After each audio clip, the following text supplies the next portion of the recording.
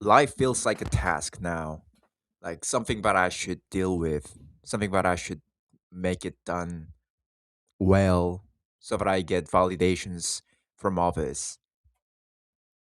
This is the kind of thing that I used to talk about in the beginning of my YouTube channels. I don't know if any of you watching this have watched those videos, but it's very depressing even for me whenever I review it or I watch those videos again.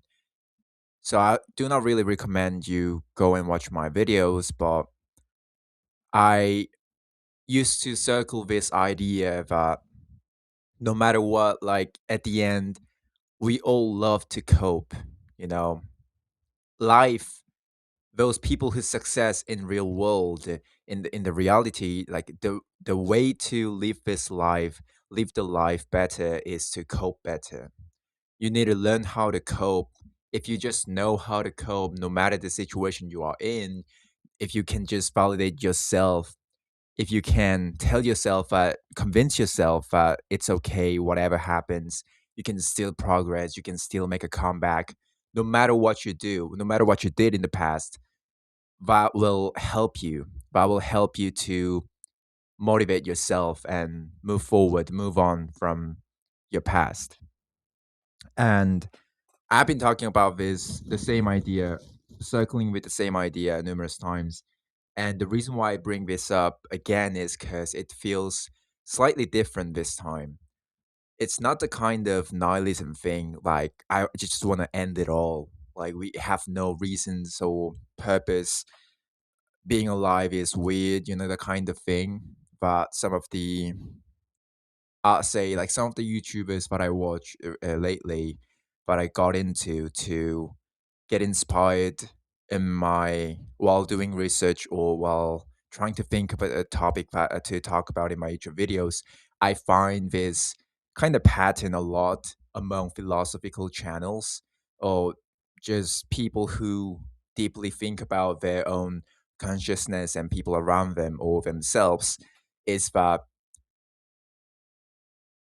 they're very obsessed in a sense, like they're obsessed and seem so certain to the point even I get appealed to their ideas, even though I don't completely agree with their ideas. It's the kind of feeling that I also got when I used to watch streamers, but in a much deeper level. You kind of feel resonate with them. And you don't resonate with their ideas, but you resonate with them because they have usually those people who have succeeded in this just talking about their own thoughts or philosophical thoughts into making videos and kind of succeeded in their own fields. They have speaking knack in speaking or knack of speaking. They are good at speaking. They speak in a way that you sometimes have to play back or like play it again. Like, what did he say? What did he just say? I didn't quite get it. So like you have to play it again in order to kind of understand it. And I think that's the kind of tricks that they use, like consciously or subconsciously. We'd never know. But I see some of them using it, just blatantly trying to kind of manipulate their audience into thinking what he's saying is true, or it's just it's just the kind of way that we should all pursue. And obviously I don't completely agree with that, but it's just the way that they survive, and at least they are doing well. I'm not saying no matter the case, no matter what you do, if the result comes back good, then you should keep on going. But practically, if you're not harassing anyone, if you're not hurting anyone, if you could be just okay while lying to yourself, convince yourself that you are doing fine, then I don't see any problem. And that's the same thing goes to when I watched, like a while ago while having dinner, I watched a video of my one of favorite content creator but I used to watch before. I haven't watched his videos for a couple of weeks, so I just played the latest one, and it got me thinking because I really love the part when he talked about his personal lives. Like he's it's just like oozes out. He doesn't actually talks about it like I do in my YouTube channel, or like those people who like that's the kind of main thing of their own of their channels. But like he sometimes just talks about it time by time, and it got me thinking like, but that's also, he talked about, let's say, if back then he talked about something like love, or like does love even exist, chat, look, the kind of things, in a casual way, I would have just like watched, and laugh it, and just giggle the way the way he talks, and kind of like resonate with his idea, and that's it, no deeper feelings. But I noticed myself trying to analyze his thoughts, trying to make a counter arguments in my head, like, but that's not it, that's not the way you should be thinking if that's what happened in your life, that the friend of yours, that friend of yours that you talk about every day, like in the even in the previous YouTube videos, your videos, he quite be right, the kind of things, the reason why I brought this up is because I feel like I'm addicted to the kind of feeling that I'm right. um I'm addicted to completing tasks, or just surrounding myself into something that stimulates my brain. Something that stimulates my brain so that I can spend my the next a couple of hours into fully immersing into that. And after that, I just feel so hollow and voided. Like, okay, I just continue this for the next 50 years, 50, 70 years, and that's it, right? And the life just ends. Like that's just how it goes, right? Just like I lived for 20, I'm 22 years old, and I know it sounds weird to say this, but I have this strong feeling that even when I'm pushing my 60s, 70s, 80s, I don't think I'll know a damn thing about this world. I think I talked about a similar concept, or the same thing back in one of my videos. I mean, to be honest, I'm just like circling my thoughts in my YouTube channel, so that's what I do. But I genuinely don't think that I'll have a certain answer or solution into how to live a life, other than just convince yourself that you had a good life at the end. Because I also feel like I feel like that the the thought of the way that you convince yourself that you had a good life, the way that we tell ourselves that I'm progressing, or I'm living a good life, I'm being a kind person, or the kind of images that we put on to ourselves, that we dress every single day, and label these actions and performances, or yeah, label this, romanticize, yeah, that's the word that I was looking for. Romanticize your past and the path that you are taking, so that you have something going on in your life, right? And I want to express it in this way. I think everyone is so obsessed with plot. No matter you like series, you watch series, books, anime, like any kind of medias. I think we humans love the idea of being in a book, like living a life that could be written in a book, like a really fascinating experience, unique experience kind of things. And the reason why I call it a story or plot, or as if it's not real, is because we all are appealed to, and we love romanticizing our lives. We love romanticizing things we did, or things we didn't like, didn't go well, flopped. And it almost, as like, for me, it almost feels like as if we intentionally flop. in like subconsciously we intentionally make mistakes. That's why I also made a video like a long ago about like we I love my mistakes, implying that I make mistakes. The version of me that makes mistakes isn't has no option but to make mistakes because he knows that my brain needs something. My life is so stale. It has no dramas at all. So we need to go all the way down, plummet at one, like to this one point, because at least if you go all the way down, you have this vision, you have this some kind of goal that you have to make a comeback.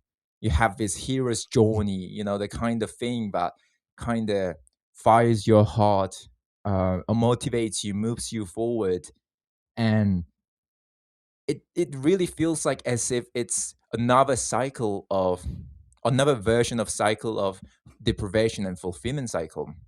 And the reason why I don't like using and also the reason why I don't like talk about more about deprivation and fulfillment cycle is because first I talked about so many times in my videos, but also it doesn't really feel like a cycle, but more of a way that we are designed. Like it's just us, it's not something that we do. It's just part of us, how we humans are designed. It's the only way that we can move forward and look for something that's valuable for us, or make something creative, or feel good about ourselves. And it kind of crosses the similar idea of just keep on going so that you feel like it was worth it at the end. And again, I don't want to come across as someone who's a nihilistic, just sitting with his thoughts, thinking that it's superior than others. It's superior. I'm pursuing something superior than other people, and they are not even aware of the kind of problems that I'm dealing with at all. Like, not at all. Like, I'm actually very well aware of the fact that I'm not being able to socialize with others, and maybe that's the reason why I'm just sitting here talking about my stuff, my sitting with my thoughts and talking about the things that's going on in my head. And it's again like I'll kind of talk about like sidetrack a little bit, but it really feels like I'm also romanticizing myself into thinking that I'm doing well while I'm not going out at all. I don't socialize, I don't have friends, I'm just improving myself. The kind of images that sounds cool, that sounds cool, aesthetic, also part of aesthetic. And I train every day, the kind of things, I stick to my diet, I limit my sugar, sodium, like the kind of things that normal people don't do. Normal people's also real weird way to put it, but you get what I mean. Like I cannot disagree that I have that kind of superiority, and that's also one of the reasons why I try to socialize as soon as possible. Try to make some kind of a friend group, but I am afraid if I've taken way too far, since I realized that I'm nitpicking. I realized that I'm trying to have a friendship of virtue when I didn't even get to know them in the first place. It it feels it sucks at first, looking at yourself, like being aware that you are not being able to you're not capable of making new friends anymore because you're sitting with your thoughts for way too long. You just see their actions. Again, I know how it sounds like, but it really, I don't mean to sound like I'm better than anyone. Like, it's just different. I want to put it that way. I just had this isolation or any like monk mode, whichever you may call it, for for way too long time, to the point I kind of realized that I kind of see the way see others in a way that others usually other don't. Or we never know. Maybe everyone does the same thing or in a much better way, but just they don't just say it out loud. Just, they don't call me out since they don't even know me, since I have no social interactions at all. So it could be that, but we will never know. So like, I just want to leave it that way. And yeah, like that, the main point in this video is I'm addicted to plots. I'm addicted to I'm addicted to like stories, and I don't see the way. Like I don't see a clear solution to this, other than just trying to change the way I see the world, my worldview.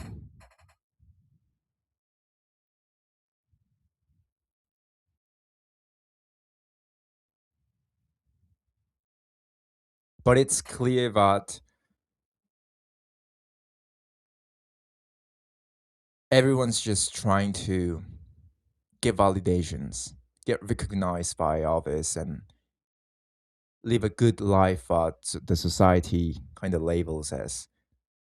And I'm not gonna I'm not gonna deny that I also want to be part of that, but I'm kind of taking like nit cherry picking. Yeah, that's the word. Cherry picking the parts that I only want, and not trying to take the things that also comes with it. It's a wholesale. You get into a friend group, and you also have to be part of the kind of like friend group drama dynamics, dramas, and the kind of things that you have to go through. You'll need to sacrifice this amount of things in order to have enjoyed their times as well.